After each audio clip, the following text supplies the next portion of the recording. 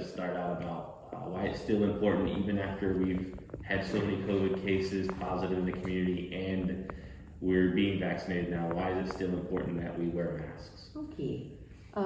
It's still important because we are not sure when the vaccine is actually doing its thing as far as preventing the spread from a possible case to another person. You don't know who in the community has been vaccinated completely, as in having both shots, and who has not. So it's important to continue to wear your masks. The other problem, of course, now is the variants that are showing up that we want to protect people from. So wearing your mask is another way to help prevent these different strains of COVID that have shown up. So please continue to wear your mask, especially in public, so that you can protect yourself and others. Dr. Andy, you have anything to add? Sure. I mean, we know that the virus is droplet spread, and masks prevent the droplets from spreading. So make sure that your mask is fit well over your nose and that it comes back close to the sides of your face. This is an N95 mask, so this is a mask that's fitted to my face, so it doesn't come back as far. But the quality of mask matters. And in fact, with the new variants, especially the UK variant, we know it is more transmissible, as much as 70% more transmissible. And for that reason, it may even be a good idea in public settings, like in a grocery store or in Walmart. If you have to go shopping, you should even consider double masking, wearing a fitted mask and then a lighter surgical or smaller cloth mask under. So double masking, it adds additional protection. And again, to just emphasize what Carol said, is that only a certain percentage of the general population has been immunized. So even if you've been immunized, there's a lot of people who have not. And so when you're in public, we still need to wear masks for that reason, so that we're not passing the virus around without knowing it. And then we talked a little bit about the variants. I think that's one of the reasons why we wanted to talk to everybody today. We've had a wonderful month where very little COVID in our community, and the numbers are way down in the state. The numbers nationwide have plateaued, but what's worrisome is that in Minnesota recently, there was an outbreak of 60-some COVID positive cases, and they were spread through high school athletics, and they were contact sports and hockey that were involved. And we know that 20 out of those 60 were actually the UK variant. And the problem with that variant is that not only does it transmit more easily, that it caused more hospitalization and severe illness. So in Great Britain, at the time that they were dealing with that variant, there were twice as many people hospitalized. The rate of hospitalization was twice as high as our highest rate of hospitalization in December. So we really have to take this seriously if we don't want to have another surge. Everybody's got to do their part to prevent it. And so that means not only continuing masking, but continue to avoid eating or drinking in anybody's home or restaurant other than your own home, and then avoiding contact inside with anybody other than your own family. So now, if you were fully vaccinated, the CDC came out with this today, that if you were fully vaccinated and you want to visit low-risk individuals who have not been vaccinated, you can do that, and you can visit and you can take your masks off if you've all been vaccinated. If you visit and you haven't, and you've been vaccinated, but they haven't, but they're low risk, then you can visit, but you probably should keep your mask on. As we know, recently in our community here, the Bayfield School has started seeing in-person classes. But we've also noticed in the community that our number of tests that we're doing for COVID-19 has dropped. Do you have any advice or guidance for the community on COVID testing? Yes, testing is a big part of safely resuming normal activities. And so we would strongly recommend that the staff of the school system is getting tested, but we also recommend that families and students get tested on a periodic basis. We still have the National Guard coming at least once or twice a month for open testing, and take advantage of that. There's a statewide saliva program that you can get a kit online and send it back for free. So periodic testing every 1 to 2 weeks if you're in a school system or if you're in a place of employment where you're around a lot of other people. We all know it's highly important to be vaccinated, but is one vaccine better than the other? Both the Moderna and the Pfizer have good percentages of keeping people safe from COVID. And the Johnson & Johnson vaccine as well, all three vaccines are equally effective at preventing serious illness or hospitalization or death. And the vaccines they have not been tested at the same time. The first two vaccines were tested at a different point in our pandemic. So the Johnson & Johnson vaccine is actually the one that was tested more recently. It was tested in 3 or 4 countries, and it was tested in the face of variants and still found to be extremely effective. They are all safe with a very minimal rate of any kind of reactions to them.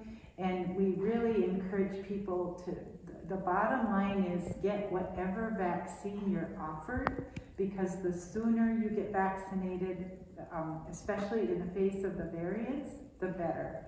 So the best vaccine is the one you're offered. Otherwise, they are equivalent in efficacy and equivalent in safety. And I just wanted to say too about vaccines. We've done a really good job here in the Red Cliff community. We've vaccinated, probably at least 1,000 people. But we know there are people out there who are hesitant to get the vaccine.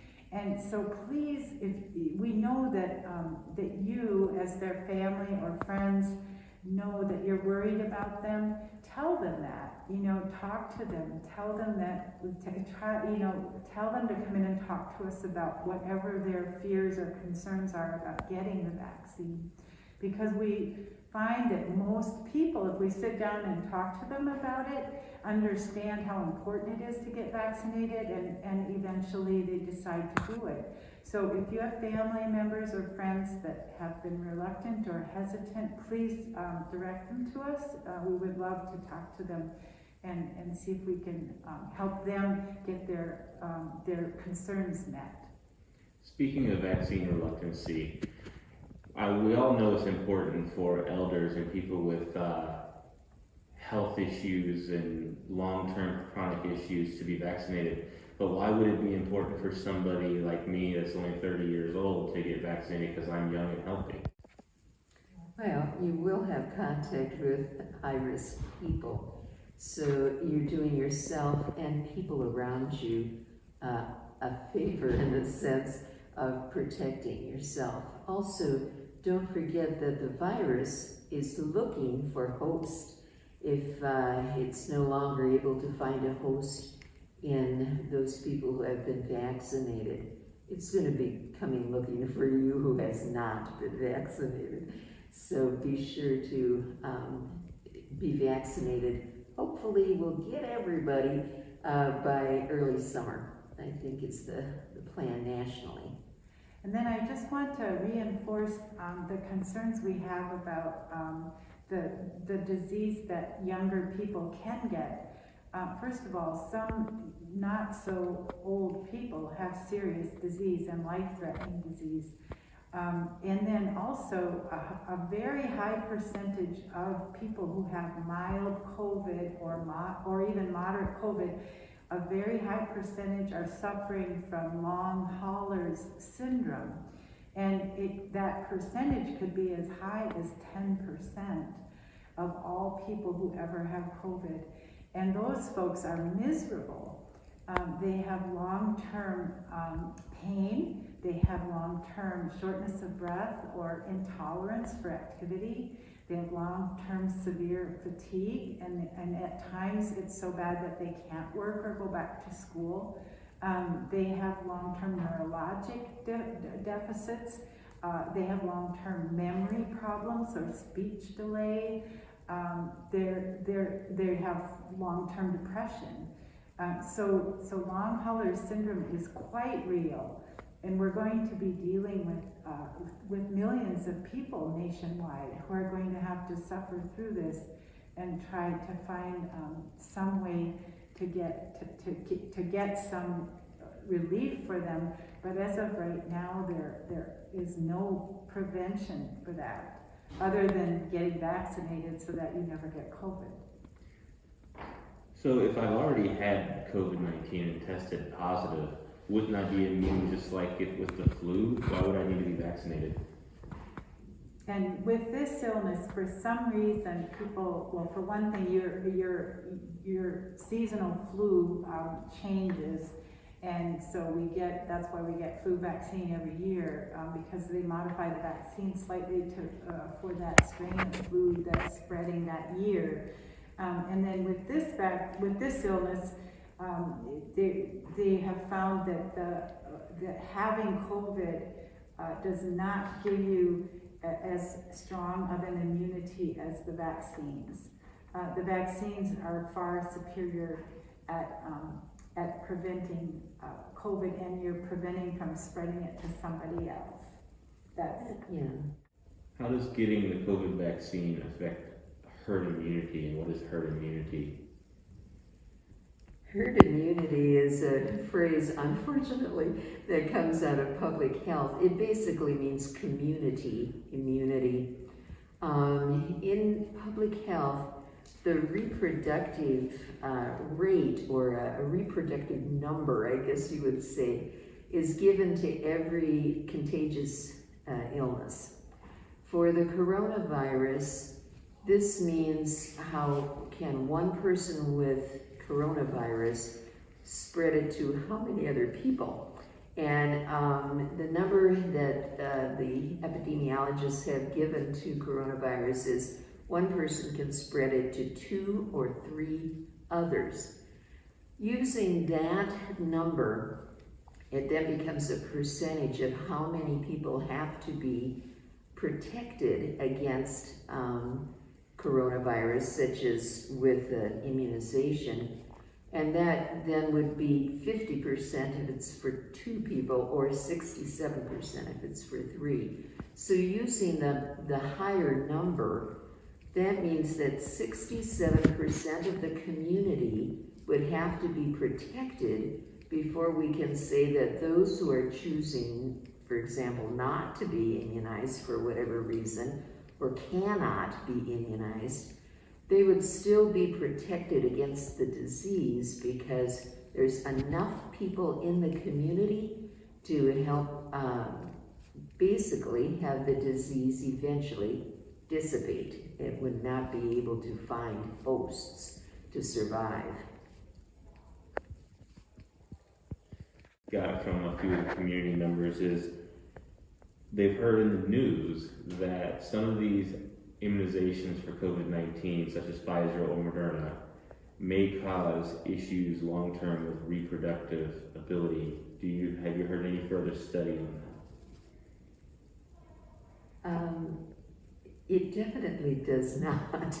I'm not sure where that's coming from, but there are things that you can find on the internet published by the CDC which would be the people you would most want to get information from as opposed to other websites. And they have actually addressed this and reassured people that it does not cause anything like sterility or a difficulty in conception. So science-based, that isn't so, that you have to worry about not being able to conceive later on if you wish. And certainly plenty, thousands and thousands of pregnant women have received the vaccine and had no adverse effects on pregnancy. And in fact, because COVID is so dangerous in pregnancy, most providers will recommend that their pregnant patients get a COVID vaccine.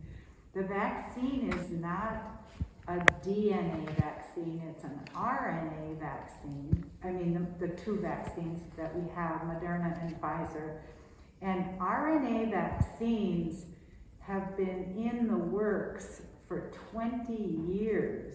In thousands of labs worldwide have been studying RNA vaccines.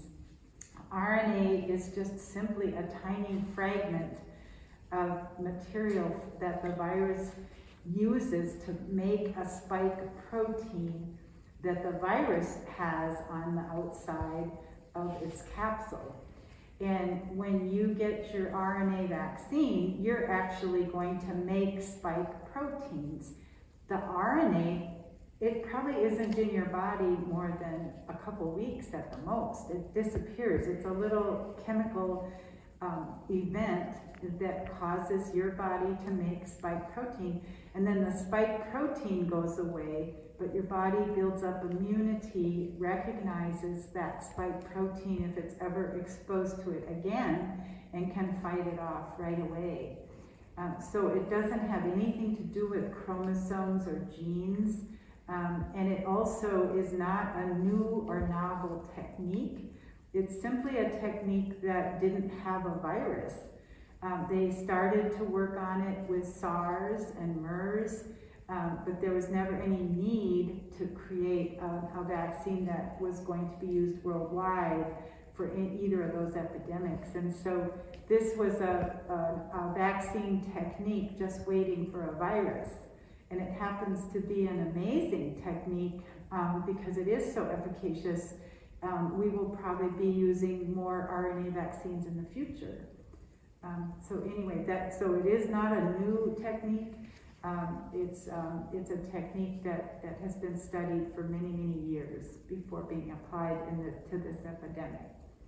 And speaking of more vaccines in the future, will we be required to get a booster vaccine for COVID-19 every year, like the flu virus? Well, we don't know enough about it yet to actually say yes or no. I have my own personal suspicions that we will, at least for a couple of years, I would think. Yes, and again, I think the answer to that question is science is a verb, not a noun. And science, so in other words, science is a process, and so we have to, when faced with a new virus, science is a process that takes place. So, and as that process provides us data, more data and information, recommendations will evolve regarding that. And the last question I have is, when will the kids be able to get vaccinated? And that this is a natural process, especially because children are so amazingly unaffected by COVID, as opposed to other viral illnesses to which they might get severe illness and an adult might not.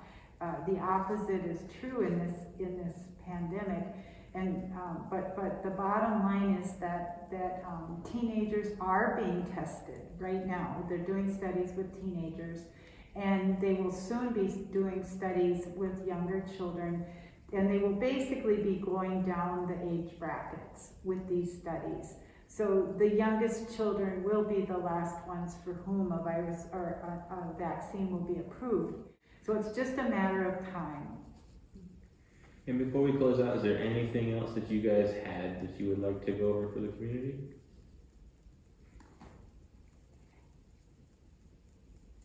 I think simply realizing that we have to continue to just be so careful. So please avoid group activities indoors. I was trying to clarify what to do if you've been vaccinated, fully vaccinated. You still should, if you are fully vaccinated and you're going to visit two people who are fully vaccinated, it has to be 2 weeks after your last dose of whichever vaccine you received, and you would only visit one household at a time.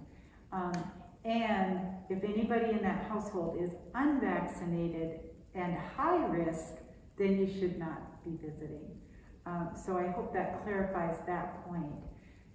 We have to be really careful about sports indoors. We have to be really careful about bars and restaurants. There really is no safe way to take off masks and eat or drink indoors without transmitting virus. And likewise, parties and gatherings, socializing outside is the safest thing to do. And maintain social distance, wear masks, and try to focus on your athletic activities outside are safer than the ones indoors. So just please keep that in mind and come up with a plan for routine testing for your family if you are participating in school or work. Thank you both. Thank you. Yeah.